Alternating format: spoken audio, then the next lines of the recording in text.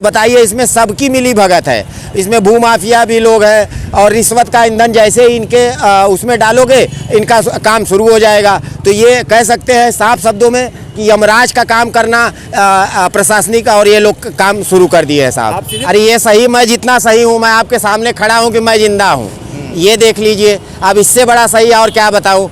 आप बताइए, हमारे तरह लाखों हजारों मुर्दा जिंदा है। आरटीआई से खुलासा हुआ सिर्फ यूपी में हजारों लाखों मुर्दे हैं, तो पूरे भारत में कितने होंगे बताइए। हम पर्चा भी खारिज पे खारिज कर देते हैं। यहीं से अभी मेरी गिरफ्तारी भी हुई थी, आप लोग भी जान रहे हैं, पुलिस ने गिरफ्तार किया। यहीं धरने पे बैठ गए, यहीं एसडीएम साहब के जो है डीएम साहब के पैरों में पड़ के निवेदन हम कर रहे थे। बताइए, इतने बड़े अधिकारी के अगर चरणों में, बोले साहब आपके चरणों में मुझे सर रखने दीजिए। बोले कि अरे चरणों में सर क्यों रखोगे। बोले आज के डेट में ऐसे चरण मिलते कहाँ हैं जो पैरों पे सर रखे। ये पैर, मैं सौभाग्यशाली हूँ जो आपका पैर मिल जाए। यहीं पे उनको हमने घेरा, पता लगा वो हमें पैरों में गिरने के बजाय ठोकर मार दिए, थाना चौकी में पहुंचा दिए। रात भर वो लोग रखे, सुबह जो है चाय पिला के छोड़ दिए।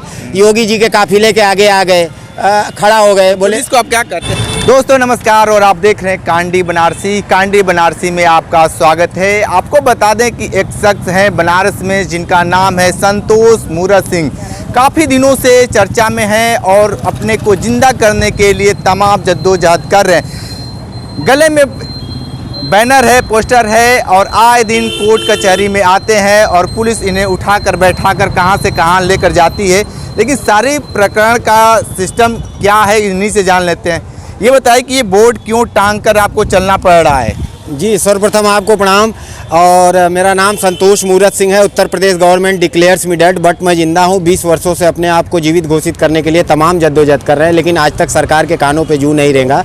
और आप एक जीता जागता भ्रष्टाचार का सबसे बड़ा नमूना आप देख सकते हैं कि आदमी जिंदा है, लेकिन उसको प्रूफ करना पड़ रहा है कि आई एम अलाइव, मैं जिंदा हूँ। 20 वर्षों से वो साबित कर रहा है। कहाँ कहाँ लाठीचार्ज सहा, कितनी बार पुलिस के हिरासत में गया, भूख हड़ताल किया, धरना किया, चुनाव लड़ा, लेकिन इसके बावजूद भी सरकार है कि उनके कानों पे जू तक रेंगने को तैयार नहीं है। और अभी हम वाराणसी में कचहरी पे हैं और यहाँ पे हमारे साथ जो है कि भैया आए हुए हैं। हमारे जीवन पे हम किताब लिख रहे हैं, डेड मैन डायरी, जिसे जो है कि पब्लिशर्स करने के लिए भैया ग्वालियर से आए हुए हैं। और हमारी लिखी हुई किताब है, उसे आप जो है कि पढ़ सकते हैं। ई बुक है, क्या है, उस पर सब पे आएगा।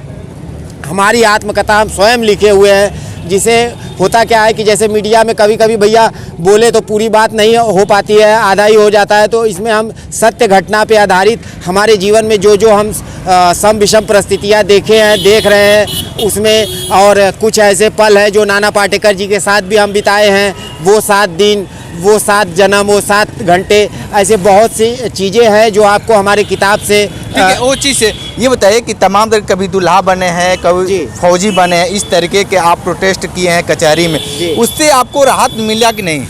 साहब, नेम और फेम बोले गूगल पे तो पहुंच गए। बोले लाइव में कुछ ऐसा करो कि लोग फेसबुक पे नहीं गूगल पे सर्च करें, तो वहां तक तो पहुंच गए।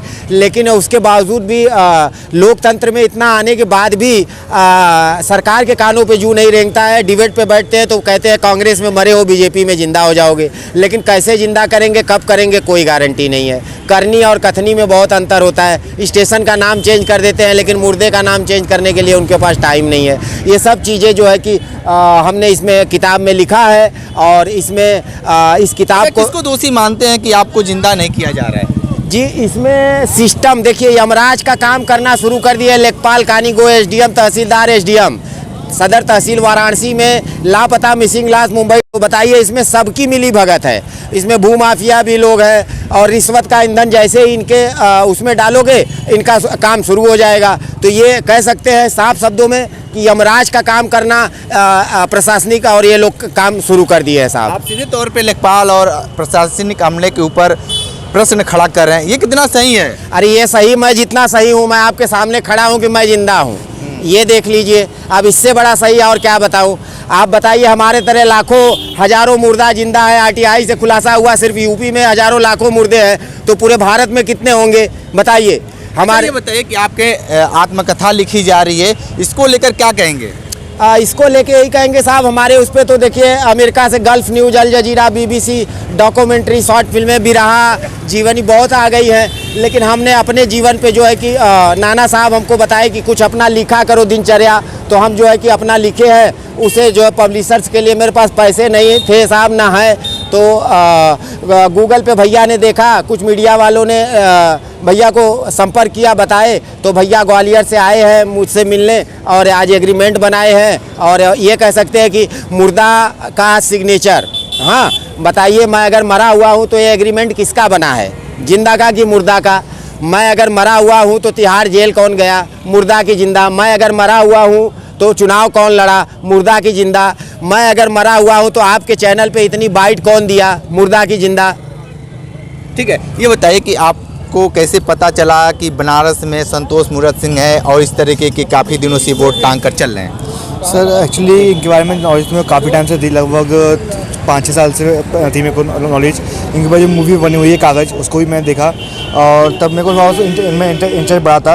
रिसेंटली फिर इनके बारे में मेरे को रिसेंटली और न्यूज़ मिली मेरे को, फिर इनके बारे में और जानकारी की फिर मुझे इनसे कॉन्टेक्ट करने का मौका मिला। जैसे कॉन्टेक्ट किया इनसे तो इन्होंने बताया कि अपनी डायरी लिख रहे हैं, उसको बुक पब्लिश करवाना चाहते हैं। तो मैं कहा कि मेरा खुद का पब्लिकेशन हाउस है जो कि ग्वालियर मध्य से ही है, तो मैं कहा कि चलो मैं आपकी बुक पब्लिश करने को रेडी हूँ।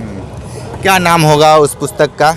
पुस्तक का जो नाम है वो नाम रहेगा डेड मैन्स डायरी, जो कि आपकी अभी लगभग कई भाषाओं में पब्लिश होगी, बट रिसेंटली हमारी कोशिश है जल्द से जल्द इसको हिंदी, इंग्लिश और मराठी भाषा में पब्लिश करने की कोशिश कितने महीनों में आ जाएगी? इसका मैं कुछ ये भी नहीं बोल सकता कितने महीने में हो सकता है, आपका 1 महीने के अंदर ही इसका फर्स्ट पार्ट लॉन्च हो जाएगा, क्योंकि ये बुक एक बार में पूरी नहीं आएगी, टुकड़ों टुकड़ों में आएगी। जैसे भाग 1, भाग 2, भाग 3, मतलब ये नंबर पार्ट्स में आएगी। तो हो सकता है ये पहला पार्ट है वो 1 महीने के अंदर भी लॉन्च हो सकता है। ये बताइए कि आप अभी तक कितने बार चुनाव लड़ चुके हैं? अरे भैया, ऐसा कोई चुनाव है नहीं बचा।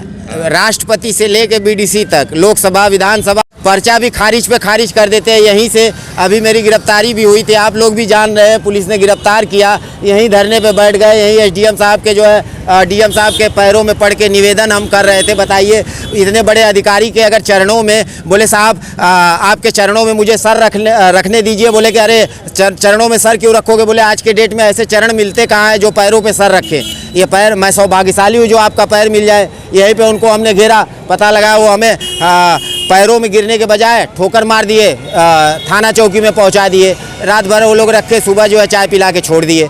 योगी जी के काफिले के आगे आ गए, खड़ा हो गए। बोले इसको आप क्या कहते हैं? पुलिस को क्या कहेंगे साहब, ये लोग जैसे बोले कि एक हंसी का पात्र मुझे बना दिए हैं। मतलब मुझे देख के सबके चेहरे पे हंसी आ जाती है। कभी कभी मैं बोलता हूँ कि आप जो हंसते हो, आपके हंसने पे भी RTI लगना चाहिए।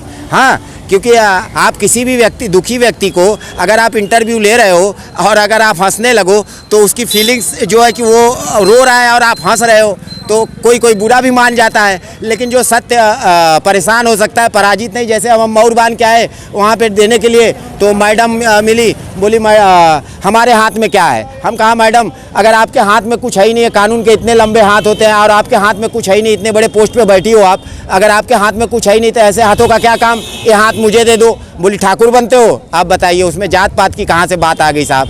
मैं तो अपनी व्यथा, अपना पीड़ा। ठीक है। तो देखिए, संतोष मूरत सिंह जी हैं और इनका आत्मकथा ये खुद लिख रहे हैं और छपने के लिए तैयार हो गया है। अगर ये वीडियो आप देख रहे हैं तो बिल्कुल इनकी जो कहानी है आप पढ़िए और सुनिए, लेकिन थोड़ा सा धैर्य बनाना होगा कि थोड़ा सा समय लग सकता है। इनके जो आत्मकथा आ रही है, तो लगातार ग्राउंड जीरो से रिपोर्ट कर रहे थे। तो हमारे साथ बने रहिए कांडी बनारसी के साथ। हमें दीजिए इजाज़त, नमस्कार।